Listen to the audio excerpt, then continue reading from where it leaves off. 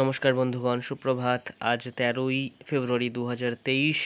মার্কেটে আজকে মঙ্গলবার হওয়ায় রয়েছে ফিন নিফটির এক্সপায়ারি। তো চলুন চলে যায় চার্ট অ্যানালিসিসে। প্রথম চার্ট ইউএস ফিক্স মার্কেট কিন্তু স্ট্রং হওয়ার চেষ্টা করছে। এটি মার্কেটে অস্থিরতা কিছুটা বা চঞ্চলতা কিছুটা বাড়াবে।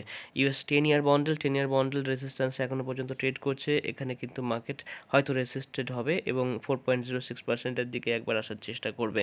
ইউএস অয়েল অর্থাৎ ক্রুড অয়েলের চার্ট এখনও রেসিস্ট্যান্সে ট্রেড করছে। এখনও মার্কেট মাথাচাড়া দিয়ে ব্রেকআউট দেয়নি, সুতরাং এখান থেকে মার্কেট রেসিস্টেড হয়ে নিচের দিকে আসতে পারে। এই ধারণা নিয়ে আমাদের এখনও ট্রেড করতে হবে। ইউএস 100 ন্যাসডাকের চার্টে সামান্য একটু সেল অফ দেখতে পাচ্ছি। এটা স্বাভাবিক ব্যাপার। অল টাইম হাই থেকে সামান্য সেল অফ আসবে, এটা একদম স্বাভাবিক ব্যাপার। নিচের দিকে 17,600 এবং 17,300-তে যথেষ্ট গুরুত্বপূর্ণ সাপোর্ট রয়েছে। ডাউ জোন্স ইন্ডাস্ট্রিয়ালে এখনও পর্যন্ত মার্কেট অল টাইম হাইয়েই ট্রেড করছে। নিচের দিকে রিট্রেসমেন্ট এলে 38,131 সুন্দর একটি লেভেল হবে। S&P 500-এ আমরা দেখছি যে মার্কেট অল টাইম হাইয়ের কাছেই ট্রেড করছে। রিট্রেসমেন্ট এলে 49,962 এটি লং করার সুন্দর লেভেল হবে। FTSE ইউকের মার্কেট ফিনান্সিয়াল টাইমস স্টক এক্সচেঞ্জে আমরা দেখছি যে মার্কেট সেল অফ মোডে রয়েছে। মার্কেটে এখনও উইকনেস আর চলছে। যতক্ষণ না পর্যন্ত প্রিভিয়াস হাইয়ের উপরে মার্কেট ক্লোজ দেবে ততক্ষণ পর্যন্ত মার্কেটকে আমরা স্ট্রং মানতে পারছি না। এরপরে গোল্ডের চার্টেও আমরা দেখছি যে এর সাইডওয়েজ মোমেন্টাম অনেকদিন ধরেই চালু রয়েছে।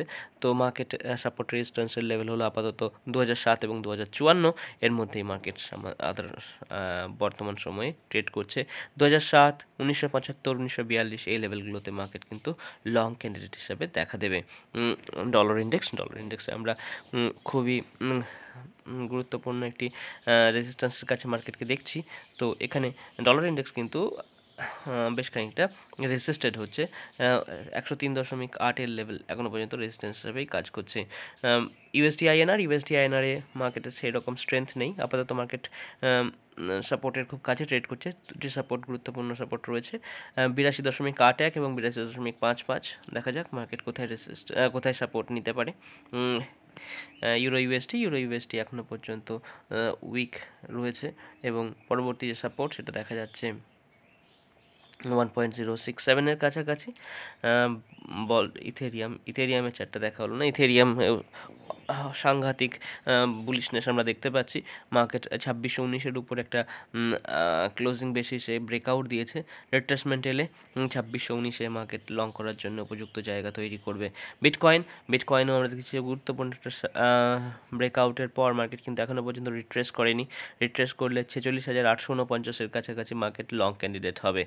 বল্টিক ড্রাই ইন্ডেক্স এবার আস্তে আস্তে উপরের দিকে যাওয়ার চেষ্টা করছে। মার্কেটে উপরের দিকে যাওয়ার জন্য অনেক জায়গা রয়েছে, নিচে সাপোর্ট কিন্তু 1383-তেই রয়েছে। ইন্ডিয়া ভিক্সের ক্ষেত্রে আমরা দেখছি যে মার্কেট গুরুত্বপূর্ণ সাপোর্টের রেজিস্ট্যান্সের কাছাকাছি ট্রেড করছে। 16.32-এ মার্কেট এখনও পর্যন্ত রেজিস্ট্যান্স নিতে সক্ষম হয়েছে। এরপরে ইন্ডিয়া 10 ইয়ার বন্ডেল ঠিকঠাক রেঞ্জেই ট্রেড করছে। আপাতত 7.1%-এর নিচে ট্রেড করছে এবং আমাদের আশা থাকবে 7.05-এর নিচে মার্কেট আসুক। নিফটির ক্ষেত্রে আমরা দেখছি নিফটি গুরুত্বপূর্ণ যে সাপোর্ট ছিল সে সাপোর্টকে ভঙ্গ করে পরবর্তী সাপোর্টের দিকে যাচ্ছে এবং এটি গুরুত্বপূর্ণ সাপোর্ট হবে 21,500-র কাছাকাছি। তো 21,500-র কাছাকাছি প্রাইস অ্যাকশন দেখে আমরা নির্ণয় করব মার্কেট আর কতটা উইকনেস দেখাতে পারে। ব্যাংক নিফটিতে আমরা যথেষ্ট উইকনেস দেখেছি এবং মার্কেট 44,700-র কাছাকাছি এসে সাপোর্ট নিচ্ছে এখনও পর্যন্ত। ফিন নিফটিতে উইকনেস দেখতে পাচ্ছি, কিন্তু ফিন নিফটির নিচে আসার জন্য আরও অনেকটা জমি রয়েছে। 19,500-র কাছাকাছি মার্কেট হয়তো আসবে। মিড ক্যাপ নিফটিতে আমরা মার্কেট সাপোর্ট দেখতে পাচ্ছি মার্কেটের 10,600-র কাছাকাছি। মার্কেট সেখানে কিন্তু পরপর দুদিন সাপোর্ট নিয়েছে। আজকের ট্রেড অত্যন্ত গুরুত্বপূর্ণ হয়ে যাচ্ছে।